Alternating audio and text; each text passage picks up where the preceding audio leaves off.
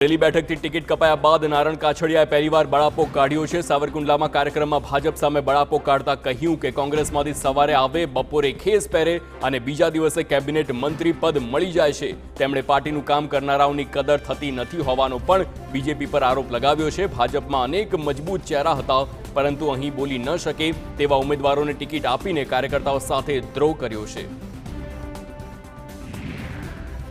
અમરેલીમાં ભાજપમાંથી ટિકિટ કપાયા બાદ ભાજપ નેતા નારણ કાછડિયાએ બળાપો કાઢ્યો છે। ત્યારે કોંગ્રેસના નેતા અને અમરેલી બેઠકથી કોંગ્રેસના ઉમેદવાર જેની ઠુમ્મરે નિવેદન આપતા કહ્યું કે નારણ કાછડિયાએ ભાજપનું સત્ય બહાર કાઢ્યું છે। નારણ કાછડિયાની ટિકિટ કપાતા ભાજપમાં વિવાદ ઊભો થયો છે। રાજ્યમાં લોકસભાનું મતદાન પૂરું થયા બાદ હવે ભાજપમાં આંતરિક ભડકો જાહેર થયો છે। નારણ કાછડિયાની નારાજગી પર ભાજપ નેતા ડોક્ટર ભરત કાનબારાએ પ્રતિક્રિયા આપી છે। તેમણે કહ્યું કે ભાજપમાં ઉમેદવારની પ્રતિક્રિયા શિસ્તપૂર્ણ છે। ઉમેદવારોની પસંદગી પહેલા કાર્યકરો, હોદ્દેદારો સહિતના નેતાઓના અભિપ્રાય લેવામાં આવે છે। જો કે તેમણે એમ પણ કહ્યું કે ટિકિટ આપવામાં ક્યારેક પાર્ટી મિસગાઈડ થઈ હોય એવું બની શકે છે। ચૂંટણી પતી ગઈ છે ત્યારે વધારે કંઈ કહેવું યોગ્ય ન કહેવાય। ઇફકોના ચેરમેન તરીકે દિલીપ સાંઘાણી ફરી એકવાર બિનહરીફ ચૂંટાયા છે। ઇફકોના ડિરેક્ટર પદની બોર્ડની મીટિંગમાં દિલીપ સાંઘાણીની વરણી કરવામાં આવી હતી। આગામી 5 વર્ષ માટે સાંઘાણીની ઇફકોના ચેરમેન તરીકે નિયુક્તિ થતા તેમના સમર્થકોએ ઉજવણી કરી। 60,000 કરોડથી વધુનું ટર્નઓવર ધરાવતી ઇફકો સંસ્થામાં દિલીપ સાંઘાણી ચેરમેન પદ માટે ચૂંટાયા છે। ગઈકાલે જયેશ રાદડિયાએ ડિરેક્ટર પદની ચૂંટણી જીતી હતી અને ભાજપના મેન્ડેટ પર ચૂંટણી લડનાર બિપિન પટેલને પછડાટ આપી હતી। હવે સહકારી જગતના ચૂંટણી પરિણામથી ભાજપના નેતાઓ એકબીજા પર ટીખળ કરી રહ્યા છે। ભાજપના મેન્ડેટ પર ચૂંટણી હારેલા બિપિન પટેલે ટીખળ કરતા કહ્યું કે સાંઘાણી ઇફકોની ચૂંટણી જીત્યા તેમ વિધાનસભાની ચૂંટણી પણ જીત્યા હોત તો મને આનંદ થાત।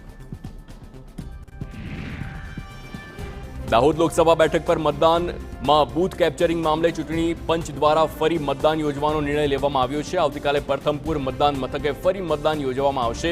ફરી મતદાન માટે ચૂંટણી પંચ દ્વારા તમામ તૈયારીઓ શરૂ કરી દેવામાં આવી છે। સાથે જ પ્રથમપુરમાં કલમ 144 પણ લાગુ કરી દેવામાં આવી છે। ગામમાં તાલુકા ચૂંટણી અધિકારી અને પોલીસનો ચુસ્ત બંદોબસ્ત ગોઠવવામાં આવ્યો।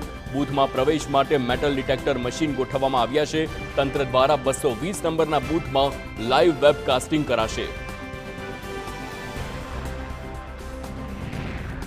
મહીસાગરના પ્રથમપુરમાં થયેલા બોગસ મતદાન બાદ પોલિંગ સ્ટાફને સસ્પેન્ડ કરવા મુદ્દે હવે શૈક્ષિક સંઘના શિક્ષકના સમર્થનમાં આવ્યા છે।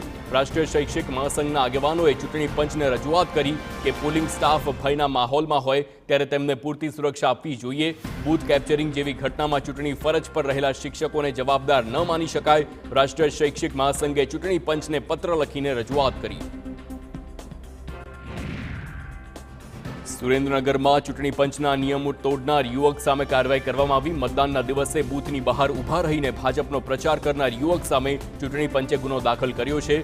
યુવક મતદાનના દિવસે બૂથની બહાર ઊભા રહીને મતદારોને ભાજપને મત આપવા કહી રહ્યો હતો તો યુવકનો વિડીયો સોશિયલ મીડિયા પર વાયરલ થયા બાદ ચૂંટણી પંચની કાર્યવાહી।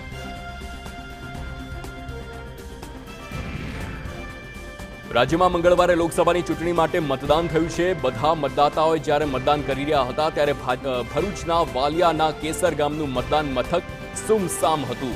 બૂથ પર ઈવીએમ હતા, ચૂંટણી સ્ટાફ હતો, કોઈ ખામી પણ સર્જાઈ ન હતી। તેમ છતાં ગામમાં એક પણ મત નથી પડ્યો। કેસર ગામના લોકોએ પ્રાથમિક સુવિધાના અભાવે ચૂંટણી બહિષ્કાર કર્યો છે।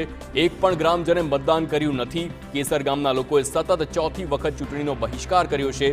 ગામમાં કુલ મતદારોની સંખ્યા 352 છે, જેમાંથી 175 મહિલાઓ અને 177 પુરુષો છે। આ તમામે ચૂંટણીનો બહિષ્કાર કર્યો।